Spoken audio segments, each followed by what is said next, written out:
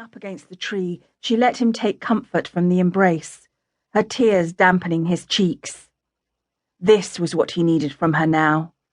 His posture was stiff, his body so tense, he was nearly trembling with rage. And yet, he never let go, as if she were the single strand holding his life together. "It's not your fault," she whispered, stroking the back of his head. Paul didn't answer, but from his slumped shoulders, she could tell he didn't believe her. The only sign he'd heard her was a tightening of his arms around her. For long moments, they stood together, their bodies pressed close. Although they'd spent countless hours together, this was the first time she'd sensed the ground of friendship shifting between them. Her skin grew more sensitive to him, his body hard and strong against her own softness. It was wrong to let him hold her like this. He was a poor crofter's son, and she the daughter of an officer. Her parents expected her to wed a knight or a baronet one day, perhaps even a peer, since her uncle was a baron. Although a quarrel between her father and his brother had brought them to this small estate in northwest Scotland, she hadn't minded leaving her home in London.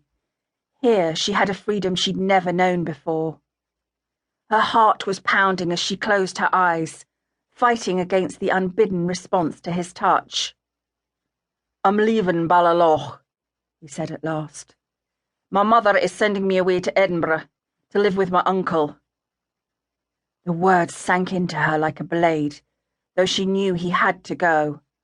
They might have hanged Kenneth for the raid, but it was only a matter of time before they came after Paul. "It will be safer for you there."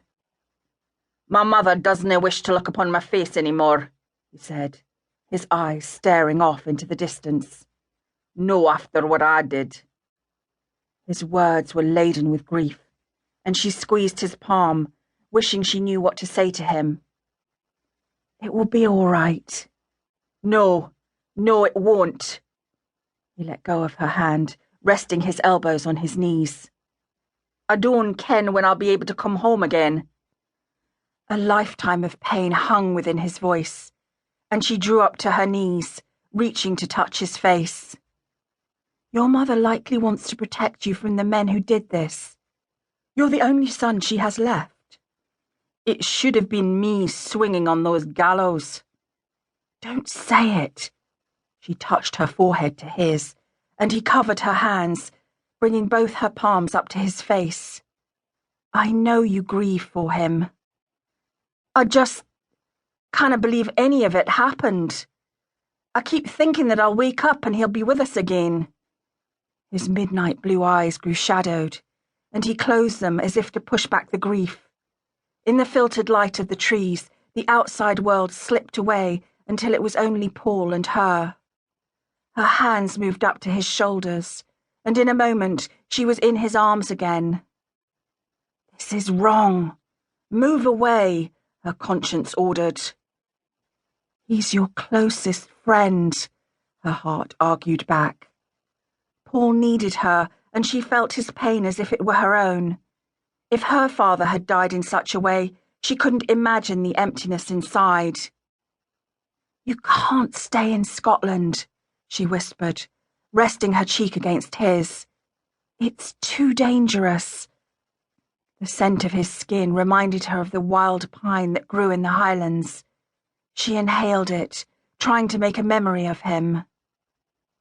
"I want nothing to happen to you," she insisted. "Promise me that you'll do as your mother bade you and be safe." "I want justice." He cut her off, closing his eyes.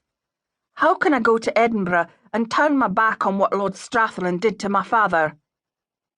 "When you return, perhaps things will change." Juliette touched his cheek, and his hands moved to her waist, absently stroking her spine. A ripple of aching warmth flooded through her, and she shied away from the feeling she wasn't ready to face. His gaze grew distant, and he shook his head. "The earl should suffer the same fate as my father."